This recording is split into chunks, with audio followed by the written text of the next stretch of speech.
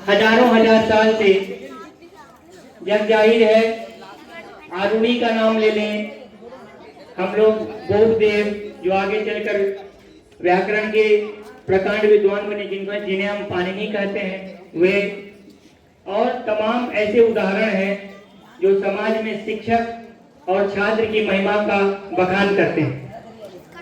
छात्र समाज में कुछ दीपक की तरह है जो पूरे समाज को अपने शिक्षा के दम पर रोशन करता है। इसमें छात्र की भी यह जिम्मेदारी हो जाती है कि वह अपनी जिम्मेदारी का, अपने उत्तरदायित्व का निर्वहन बहुत ही ईमानदारी से करे।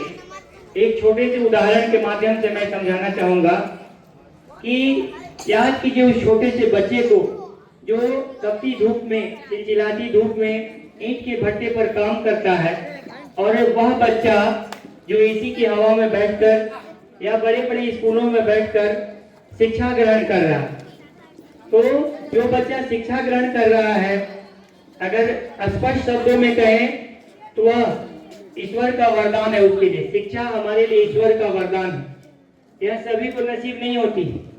आज जो हम लोग शिक्षित हो रहे हैं, शिक्षा ग्रहण कर रहे हैं, या माँ बाप आप लोगों को यहाँ पे पढ़ने के लिए भेजे हैं, तो इसको ईश्वर का वरदान मानिए। इस मौके को यूं ही बर्बाद नहीं होने दीजिए। लाइफ बहुत ही बड़ी है, अगर अपने टाइम का हम सही से उपयोग कर लेंगे तो आने वाला समय इतना अच्छा होगा कि आप उसकी कल्पना भी नहीं कर सकते। अभी आप लोग क्लास 8, 7 के बच्चे बहुत छोटे हैं, यह आप लोगों के लाइफ का पहला पड़ाव। यह मैं नहीं कहूंगा कि आप सफल हो गए लाइफ में, नहीं। आज आपको विदाई दी जा रही है, मोमेंटो प्रदान किया जा रहा है, आशीर्वाद दिए जा रहे हैं, दुआ की जा रही है आपके लिए। यह आपकी लाइफ की पहली सीढ़ी है।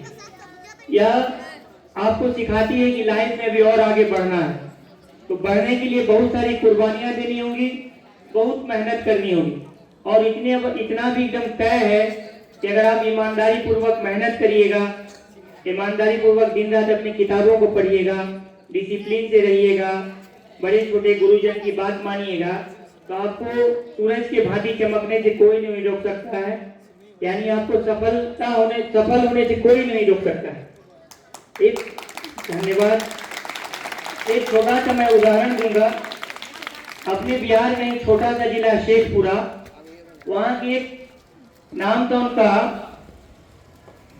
राहुल सिन्हा, जो कि एसडीएम है अभी तत्काल में भी।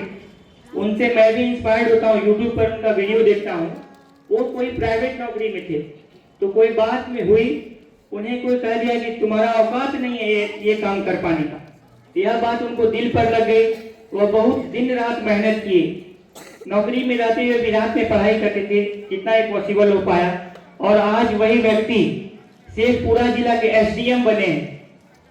एसडीएम जो बने, जो व्यक्ति लगभग उनकी उम्र 32 साल थी। अभी तो आप लोग उनके सामने बहुत छोटे हैं।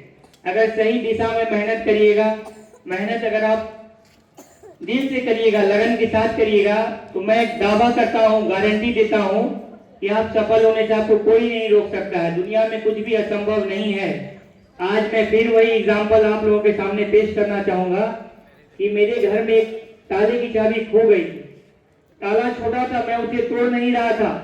बार बार जो भी उस टाइप की चाबी मिले, मैं दूसरे चाबी से उस ताले को खोलने की कोशिश मैं लगातार करते रहा। जब भी मुझे 1 मिनट भी टाइम मिलता तो मैं दूसरे चाबियों से उस ताले को खोलने की कोशिश करता। और संयोग की बात है, सही बता रहा हूँ, कोई झूठ नहीं है इसमें, दूसरे चाबी से वह ताला खुल गया, किसी और ताले की चाबी से वह ताला खुल गया। तो उस दिन मुझे 100% अपने आप पर यकीन हो गया, इस बात पर यकीन हो गया कि दुनिया में कुछ भी असंभव नहीं है।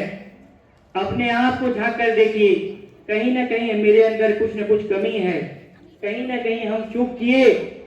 जितना मेहनत हमको करना चाहिए था उतना हम नहीं किए शायद, इसीलिए आज हम असफल हैं। तो मैं इन सब बातों में आपको नहीं उलझाना चाहूंगा। आप लोग छोटे बच्चे हैं, आप लोग अभी जीवन में कोई भी ऊंचाई को हासिल कर सकते हैं। क्लास 8 अभी समझिए आपको क्या कहें, हम कहें पहली सीढ़ी है। आप 9th में जाएंगे, 10th में जाएंगे,